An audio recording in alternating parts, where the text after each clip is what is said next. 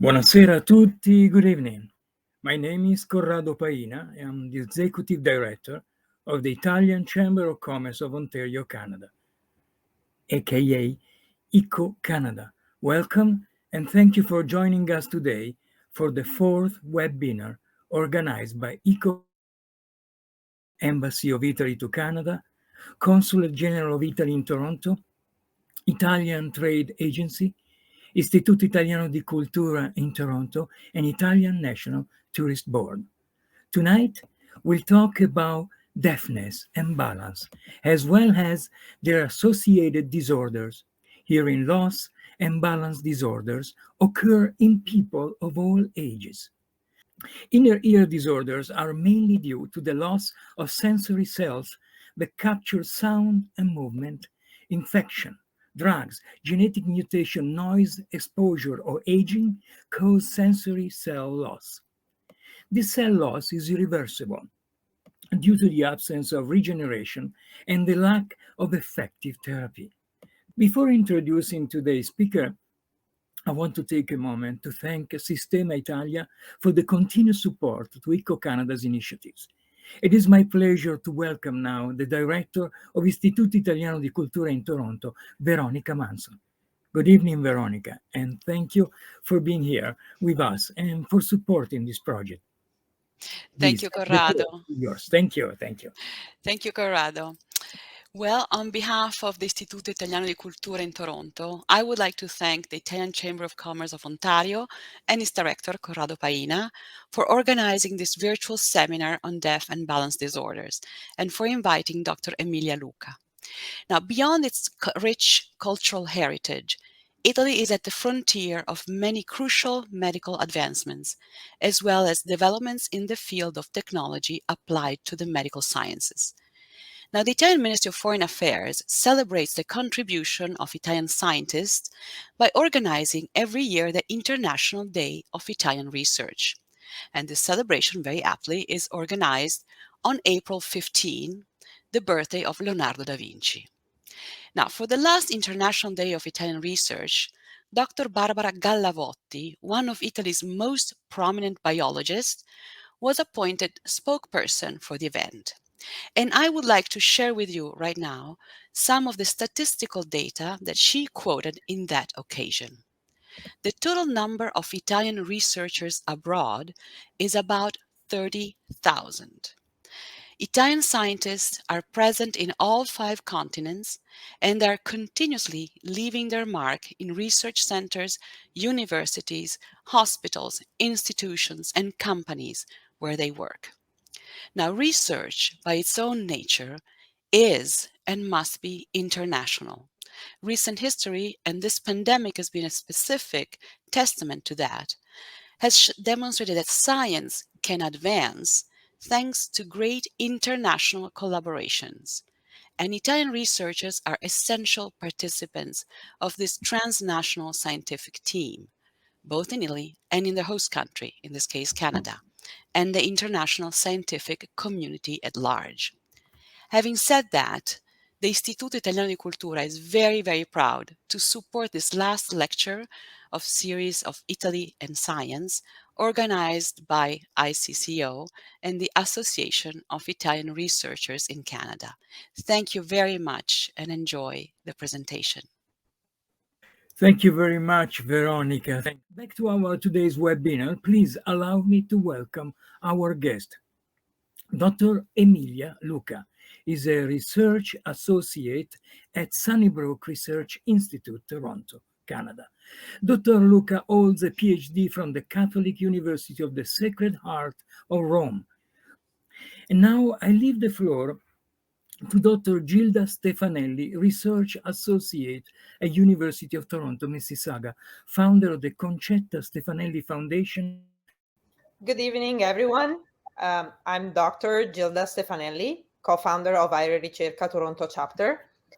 Before presenting our association, we would like to thank the ECO for organizing these scientific lectures today, and today's sponsor, in particular, the Istituto Italiano di Cultura in Toronto. Aire Ricerca is the International Association of Italian Researchers It is a not-for-profit association and is one of the largest scientific Italian communities in the world. We are more than 25,000 researchers, and we have 9 chapters in different countries. Our mission is to promote scientific collaborations, exchange of professional information, and cultivate the role of scientists in popular science. We know science, we do science, and we want to communicate it clearly and effectively to the public. If you would like to know more about iRicerca, follow us on social media. I am also the founder of the Concetta Stefanelli Foundation for Young Women in Science.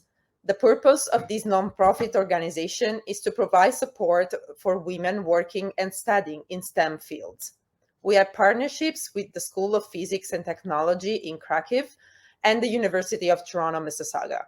Thanks to this partnership with ECO, we will award 1 fellowship to 1 woman dedicating her career to science. Follow us on social media and visit our website to check out our next projects and how to be involved. It is now the time to give the floor to Dr. Emilia Luca, who will talk about deafness and balance disorders, a brief journey into the inner ear. Thank you for your attention and enjoy today's science talk. Good evening, everyone. I'm Dr. Emilia Luca, Research Associate in Dr. Dabdoub's lab. And as co-founder and chair of iRicerca Toronto chapter, I'm also involved in science outreach. I would like to start by thanking the organizers, all the institutions behind this year's scientific talks for the public, and all of you for being here tonight. This is the outline of the talk. I will give you a brief introduction to Dabdoub's lab foci of research. I will go over some basic knowledge on how we hear and balance. I will give an overview of the impact of hearing loss and balance disorders. Then I'm going to present to you our main scientific discoveries and how we are working to advance fundamental knowledge in the inner ear regenerative medicine field. Lastly, what you should take home. Dabdoub's laboratory is led by Dr. Alain Dabdoub at Sunnybrook Research Institute in Toronto. We are inner ear regenerative medicine lab with 4 main foci of research: developmental neuroscience, focused on elucidating the developmental pathways of the inner ear; precision diagnostics, aimed at developing a biosensor like the glucometer to detect inner ear proteins in the blood to localize cellular damage; regenerative medicine that involves gene and drug therapy to regenerate sensory cells and neurons; and lastly, Dabdoub's lab aims to deliver therapeutics to the inner ear in a safe and non-invasive way using focused ultrasound. In this talk, I'm going to give you a state of art of the regenerative medicine topic. The ear has 3 main compartments: the external or outer ear, which is composed of the auricle or pinna, and the ear canal, ending at the tympanic membrane or eardrum. The middle ear contains the 3 smallest bones in the body, or amplifier ossicles: the malleolus, hammer, incus, anvil, and stapes, stirrup. The inner ear is enclosed the hearing organ, or cochlea, and 5 balance organs. They are protected by the temporal bone, one of the hardest and densest bones of the human body, here shown in green. The cochlea is a spiral shell-shaped organ filled with fluid. Inside the cochlea, there is the organ of Corti that is responsible for the sense of hearing. The organ of Corti was discovered 170 years ago by the Italian scientist Alfonso Corti. It contains specialized sensory cells called hair cells because they have hairs, the stereocilia, on top of the cells, visible here in this enlargement. There are 3 rows of outer hair cells and 1 row of inner. We are born with a limited number of cochlear sensory cells per inner ear, which is only around 20,000. This number can only decrease during our lifespan, as these cells do not spontaneously regenerate. Now that we introduce the main actors of hearing process, let's understand how we hear. As sound vibrations travel through the air, they hit the grooves of the pinna and are funneled down into the ear canal, causing the tympanic membrane to vibrate. This, in turn, causes the middle ear ossicles to vibrate. The stapes is attached to the oval window of the inner ear, and as it vibrates, it causes fluctuation of the fluid within the cochlea, which causes a shift in the stereocilia sitting on top of the hair cells. So, sound vibrations cause stereocilia bending and opening of ion channels. Ions enter the cells, creating an electrochemical signal. Those sound signals that were generated by a vibratory mechanical signals are now transduced as electrical impulses. This process is called mechanotransduction. Those signals are now traveling to the acoustic cortex of the brain via auditory nerve, enabling us to hear. This is a human cochlea with the sensory hair cells stained in green. From the base to the apex, hair cells are specialized to detect specific sound frequencies. In a piano keyboard, each key is characterized by a distinct musical note that emits a specific sound or frequency. In the cochlea, each key is a sensory cell that has the function of perceiving a specific frequency or pitch. This is called tonotopy, where different regions of the cochlea are specialized to respond to different sound frequencies. The basal end of the cochlea detects high-frequency sounds like this.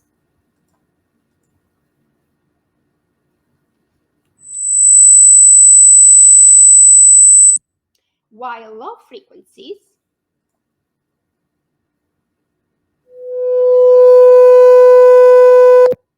are detected by the apical end. So this map shows the parts of the cochlea respond to which frequencies of sound. At this point, you maybe wonder how this complex process is powered. Basically, like a car. A car is powered by energy, and this energy is generated through a battery that converts chemical energy into electrical energy. It's the same concept for hearing.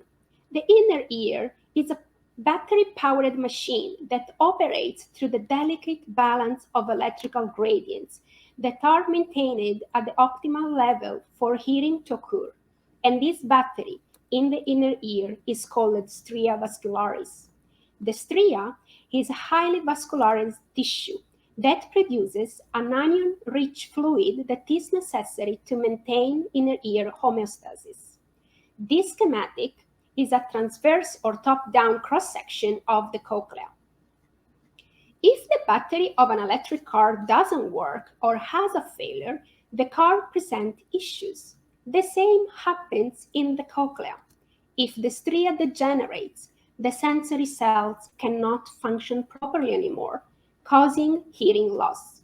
In this first picture, we can see how healthy stria vascularis looks, and as the stria degenerate, it loses its structure and collapses, shown in this last picture. What are inner ear disorders? The inner ear has two different sensory systems: the auditory system that we just explored, and the vestibular system, where the 5 balance organs reside. These 6 sensory organs share similar morphological and physiological properties and are essential to properly navigate and be well oriented in space. There are different degrees and types of hearing and balance disorders. Sensory neural hearing loss can result from sensory cell death. In this first cochlea picture of a relatively young person, the bright dots represent the sensory cells, and the light blue arrows shows points where sensory cells are missing. As we age, so do our cells, and we lose more and more sensory cells, as we can see in this last picture from an old person. Hearing loss is irreversible. Many causes trigger inner ear disorders, which goes to show the vulnerability of the inner ear. Among them, aging, as we just said, certain life-saving drugs, prolonged and or excessive exposure to loud noises, infection, among others. Small organs, big numbers. Hearing loss affects people of all ages. At all life stages, communication and good hearing health connect us, our communities, and the world. Today, 1 in 5 people in the world have disabling hearing loss, and there is an alarming rise of hearing loss attributed also to the increasing elderly population. Hearing loss is a global health issue. More than 1 billion young people are at risk of hearing loss due to recreational exposure to loud sounds. Moreover, untreated hearing loss is a huge financial burden for the economy, with an estimated cost of $980 billion globally. Hearing loss is associated with many quality of life indicators. People with hearing loss can present cognitive decline, poorer mental health with greater association with depression and social withdrawal. Individuals with hearing loss are up to 5 times more likely to develop dementia and Alzheimer's disease. People with hearing loss often do not realize that they have it, but still they experience the effects, such as mental fatigue and poor memory. The good news is that hearing loss is a preventable disorder. A few years ago, the World Health Organization launched the Hear WHO, an app for mobile devices to sensitizing people on checking and monitoring their hearing more frequently. Let's understand what hearing loss means. This video demonstrates how people with normal hearing hear. 1, 2, 3, 4, 5, 6, 7. Aha! You're on my apartment building on Granite Avenue. You owe me $300. Get it up? People with mild. Maya, take it easy. It's only a game. Wilma, I'm just like them big tycoons. I play to win. Now, Barney, pay up or get out of the game. Moderate. 10 down and 2 to go. Ready? It's your turn. I don't have any more money to use. You got it all. Then I'll take a mortgage on your open home. Well, come on, And severe hearing loss. Don't just sit there like a dummy. I will not have you talking that way to our guests. Come on, Barney. I think we better go. One of the preventable causes of hearing loss is exposure to loud noises. But how loud is too loud? Common noise can be loud, and sounds above 85 decibels are harmful. There are other 5 inner ear sensory organs in the inner ear and are all part of the vestibular system. In this schematic, you can see in green where they are localized. Utricle, saccule, and 3 ampullae control the balance in our body. They are the human's smallest organs. In this picture, you can see a human utricle and is only 3 millimeters in the longest dimension. How do saccule and utricle work? Vestibular sensory cells perform a very similar function to cochlear ones, generating a signal for the brain based on what they detect, that instead of sound vibration, they detect head movements. So vestibular hair cells are movement detectors. Their stereocilia are embedded in a gelatinous membrane that present calcium carbonate crystals or otoliths. When the head tilts, gravity pulls on the otoliths, causing the gelatinous membrane to shift relative to the sensory organ. This displaces the stereocilia, and mechanotransduction signals provide the brain with a rapid estimates of head motion.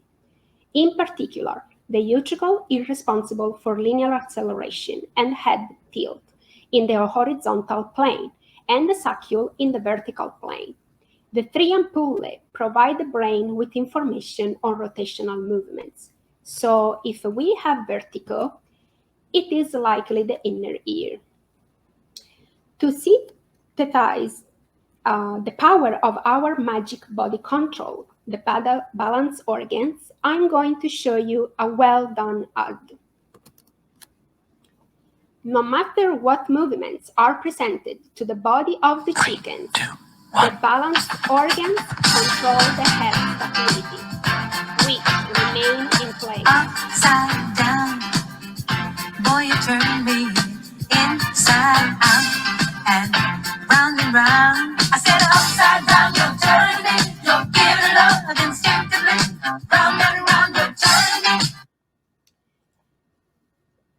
Let's look at the prevalence and impact of balance disorders. Like hearing disorder, it affects people of all ages, affecting almost 75 million people in North America at some point in their lives. In Canada alone, more than 6 million people, 1 in 5, have balance disorder. In addition, like hearing loss and deafness, it is one of the most expensive diseases in the world due to the growing aging population. Balance disorders are life-altering conditions. 33% of all adults with chronic imbalance are estimated to have problems with performing basic daily activities. Adults with balance disorders are up to 12 times more likely to have a serious fall that can result in severe injury.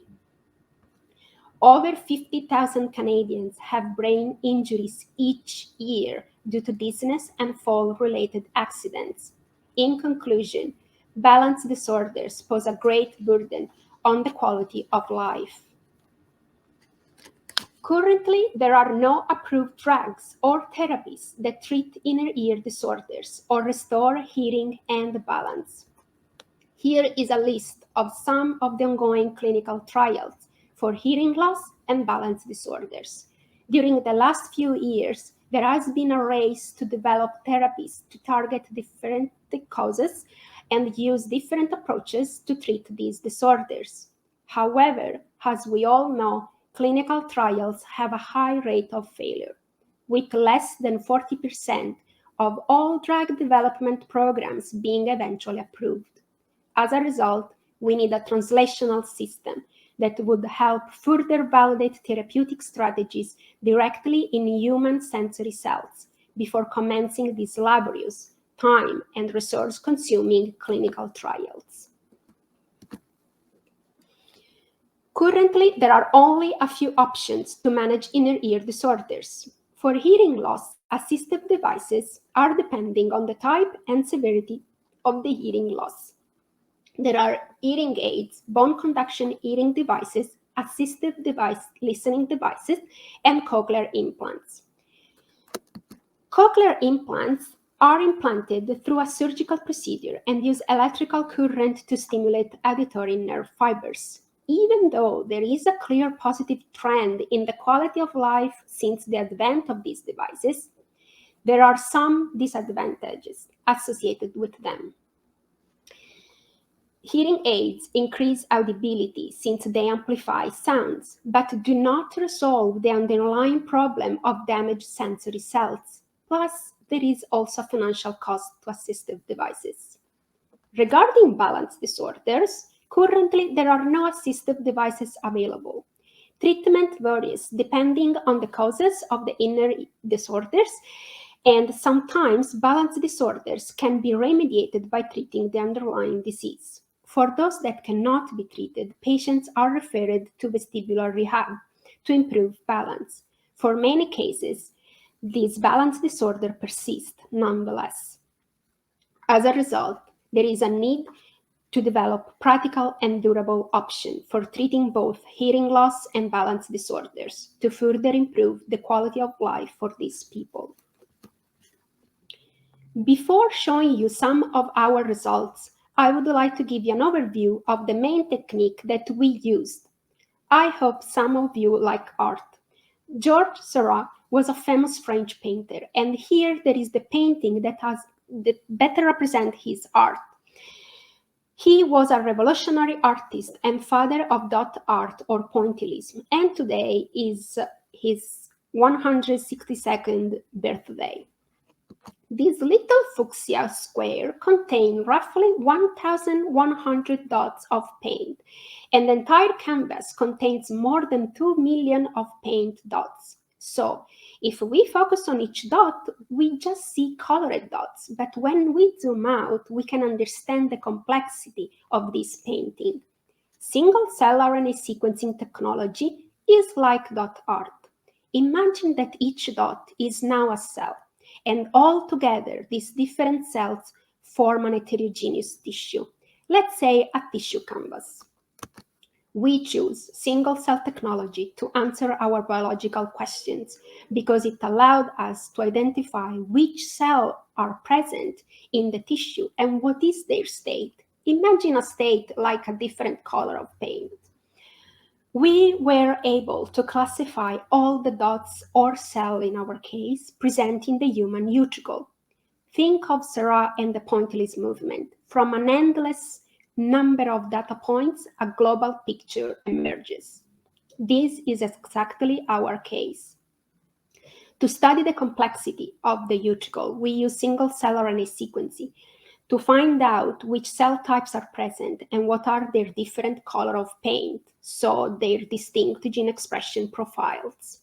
By doing so, we are on track to be the first research group to resolve human utricle complexity.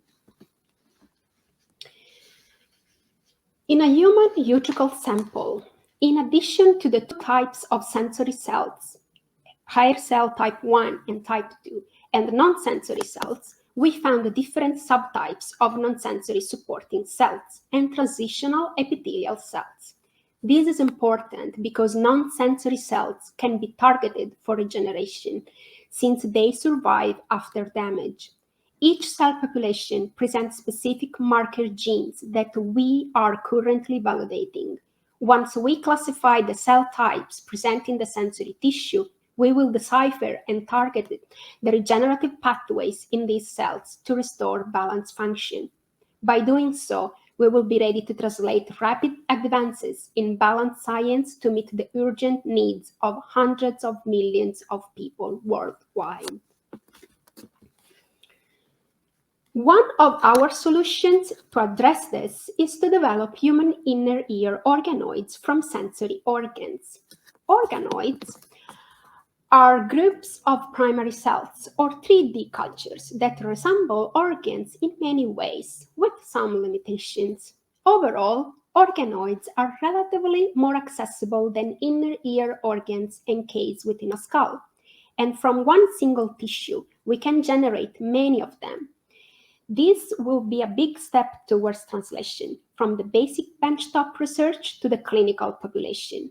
Our overarching goal is to establish a human cochlear and vestibular organoid culturing system to test genes and drugs, performing preclinical trials directly in human inner ear cells.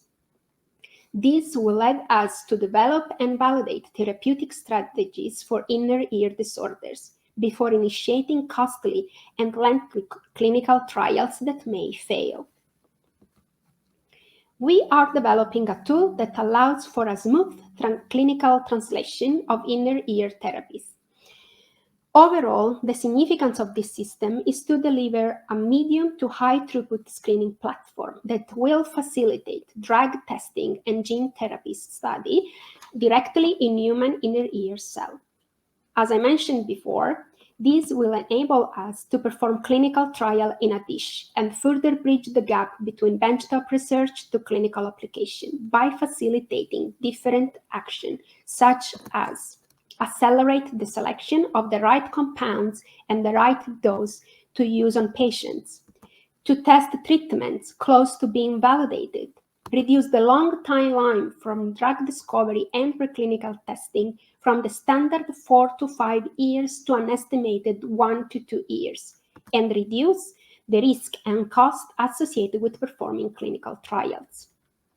In disease like inner ear disorders, in which daily life can be affected, every moment counts, and human inner ear organoids can help us save time and provide a useful platform for future gene therapy and drug discovery.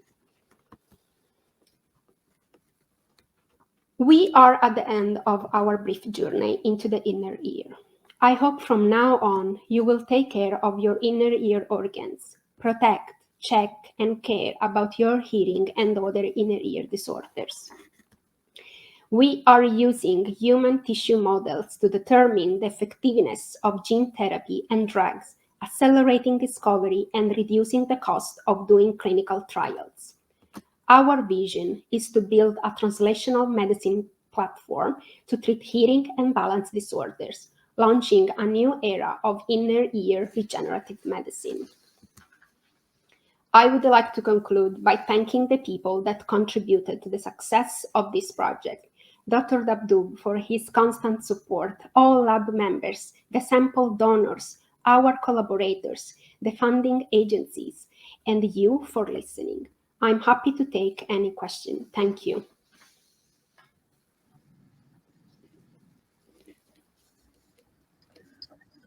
Okay, thanks, Emilia, for this amazing talk. Just a few questions. One that is probably very in line with the times that we are experiencing. Can COVID cause inner ear disorders? I was actually prepared for this question. So I also prepared a slide that I'm going to share. Awesome. Can COVID cause inner ear disorder? The answer is yes. A few weeks ago was published a paper that investigated the causal relationship between SARS-CoV-2 and audiovestibular dysfunction. Researchers proved that human inner ear sensory cells have the molecular machine to allow this coronavirus to enter and infect the inner ear cells. In this picture, the sensory cells highlighted with a yellow box showing pink the ACE2 protein required for viral infection.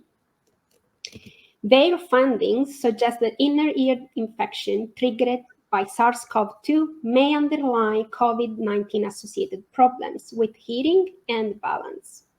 The good news is that we have a safe and effective COVID-19 vaccine that protects us and our inner ear. So, yes. Okay. Another question is like, when will the screening platform be available for clinical use?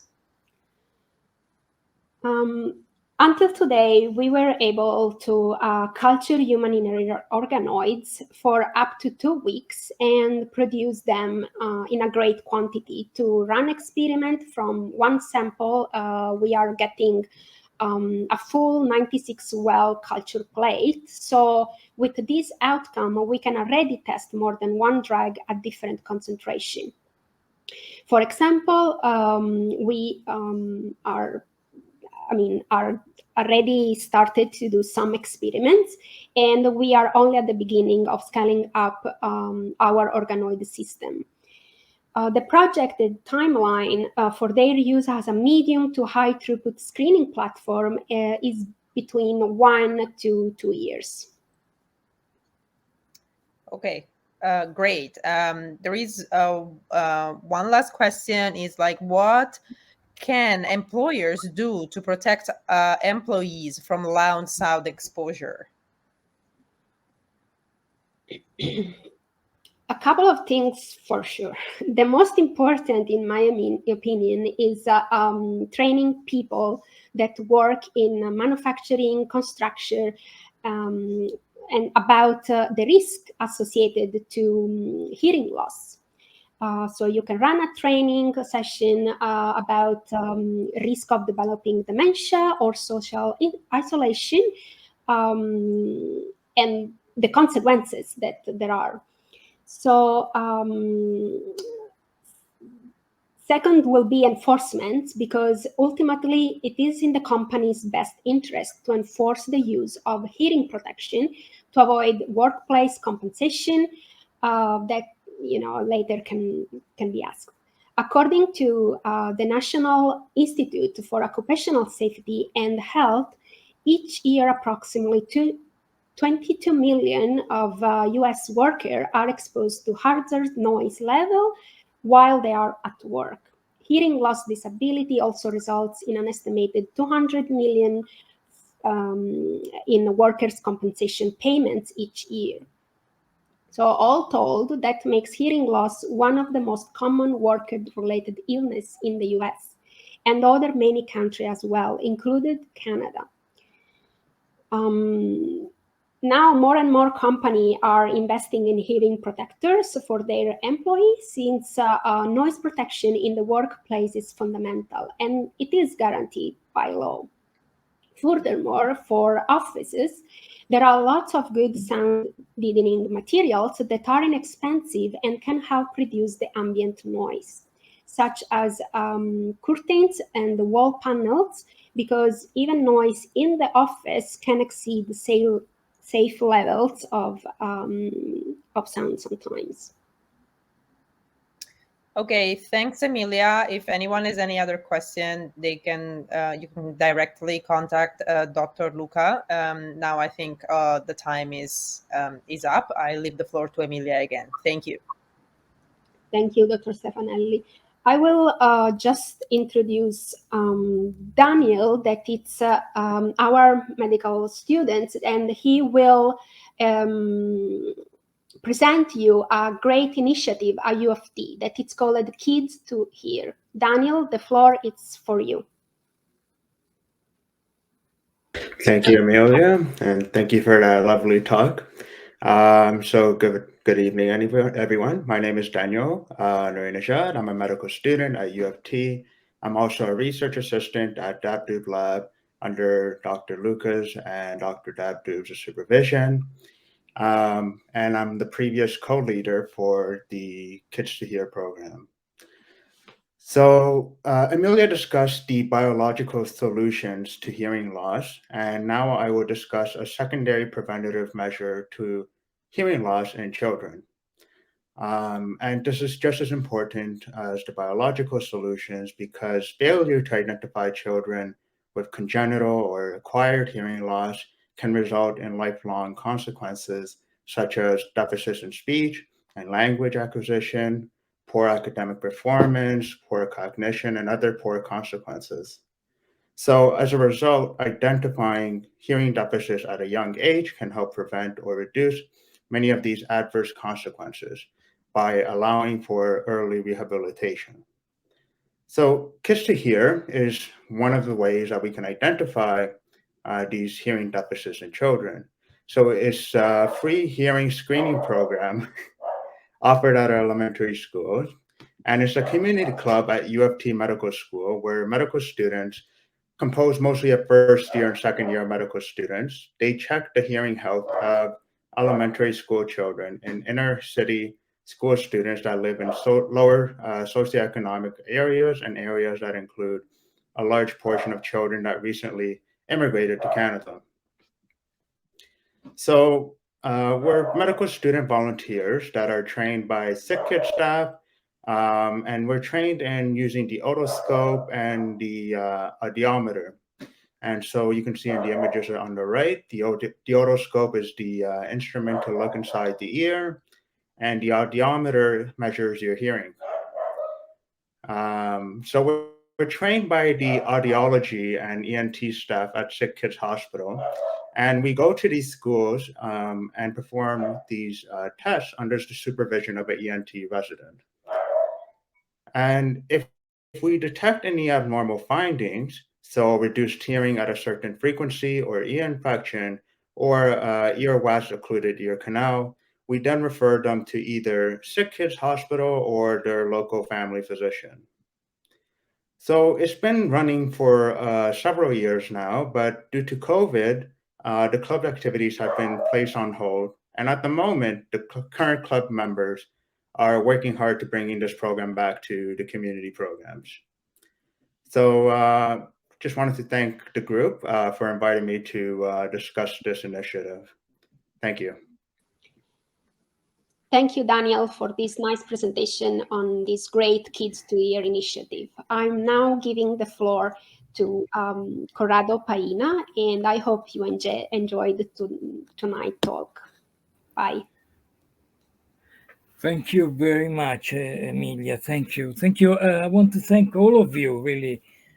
Dr. Gilda Stefanelli, Dr. Emilia Luca, and the gentleman now that just spoke, Daniel Nourinejad. I mean, this is a fascinating issue, if you can say, use a word like that for an issue that is so catastrophic, because the number that have been displayed by Dr. Luca are really astonishing.